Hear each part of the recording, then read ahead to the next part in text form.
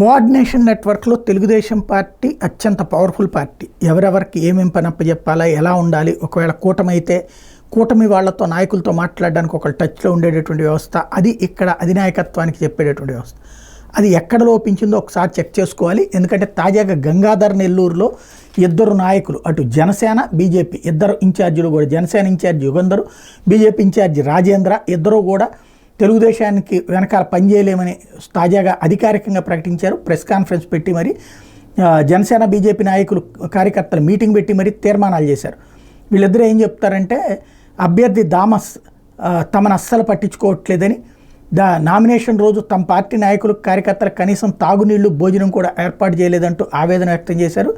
తమ పార్టీల ఆదేశాల మేరకు కూటమి అభ్యర్థులు గెలుపు కోసం ప్రచారానికి వెళ్తే కనీసం పలకరించట్లేదు, చూసి చూడనట్టుంటున్నారు అన్నటువంటి వాళ్ళు చేస్తున్న ఆరోపణ. ఆ థామస్ గారు సెటిరైట్ చేసుకుంటే సరిపోతుంది. అది